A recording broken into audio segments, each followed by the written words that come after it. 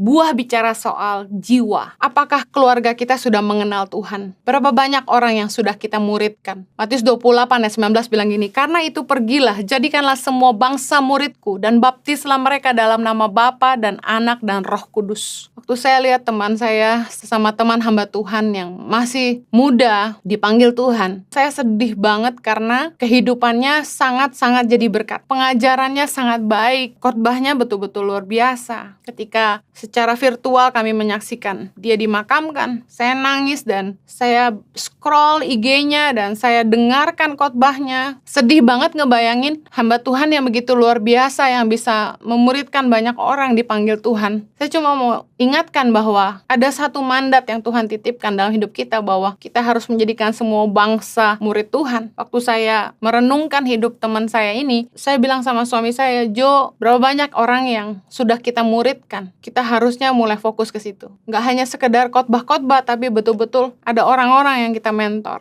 Kadang-kadang kita lupa bahwa Tuhan menitipkan sebuah mandat, sebuah tugas yang harus kita jalankan. Jangan sampai waktu kita berpulang ke rumah Bapa, apa yang Tuhan suruh kita kerjakan, belum kita kerjakan. Apakah kita sudah melakukan apa yang Tuhan mau buat hidup kita? Janji Tuhan pasti jauh lebih panjang daripada usia kita. Mungkin hari ini saya belum selesai melahirkan 1000 pemimpin bagi Indonesia. Mungkin saja ketika Tuhan panggil saya suatu hari nanti, saya belum melihat 1000 pemimpin buat Indonesia yang kami lahirkan. Karena janji Tuhan itu lebih panjang daripada usia kita. Tapi paling enggak kita sudah memulai. Kita sudah lakukan bagian kita. Dan harus ada orang lain yang meneruskannya. Saya mau ingatkan bahwa jiwa itu sangat berharga bagi sorga. Lukas 15 ayat 7 bilang gini, aku berkata kepadamu, demikian juga akan ada sukacita di sorga karena satu orang berdosa yang bertobat, lebih daripada sukacita karena 99 orang benar yang tidak memerlukan pertobatan. Bagi Tuhan, satu jiwa sangat berharga. Apakah kita sudah memenangkan keluarga kita? Pelayanan saya yang pertama adalah berdoa syafaat buat keluarga saya. Setiap malam saya berdoa buat keluarga saya. Dan saya bersyukur sama Tuhan kalau hari ini mereka satu-satu sudah mengenal Tuhan. Doa kita tuh nggak ada yang sia-sia. Jiwa tuh bagi sorga sangat berharga. Yakobus 5 ayat 20 bilang gini, ketahuilah bahwa barang siapa membuat orang berdosa berbalik dari jalannya yang sesat, ia akan menyelamatkan jiwa orang itu dari maut dan menutupi banyak dosa. Ayo jangan menghakimi orang berdosa, tapi berusaha menuntun mereka supaya mereka berbalik dari jalan mereka yang sesat, berbalik kepada jalan Tuhan. Biarlah kita boleh membawa banyak jiwa buat sorga. Kita harus berusaha menyelamatkan jiwa-jiwa orang dari maut. Sekalipun orang itu mungkin nyakitin kita, ayo berdoa buat jiwanya, rebut mereka untuk Tuhan. Jadilah penjala jiwa, bukan penghalang jiwa. Beberapa orang Kristen nggak jadi teladan, hidup dalam kemunafikan, bahkan penuh dengan penghakiman. Justru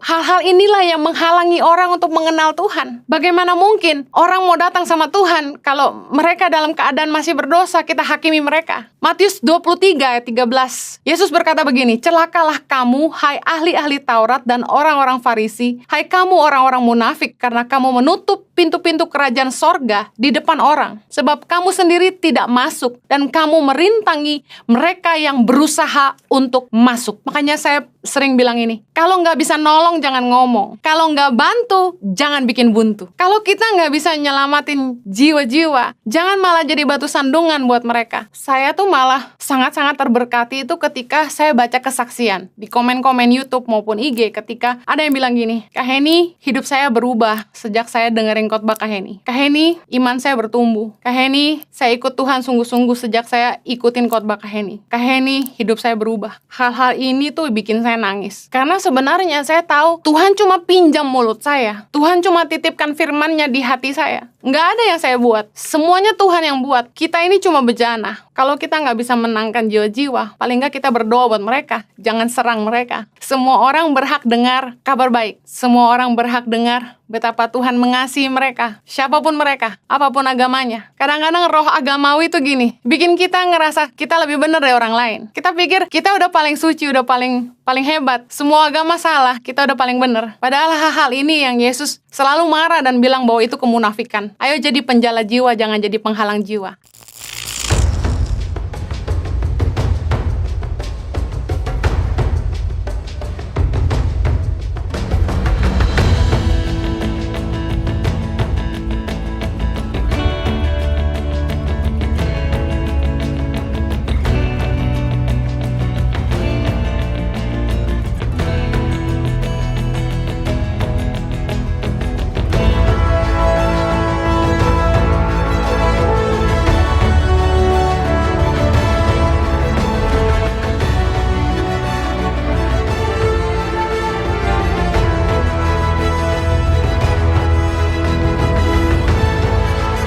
Cerita anak pedalaman dalam meraih mimpi dan mengejar cita-cita bersama Tangan Pengharapan.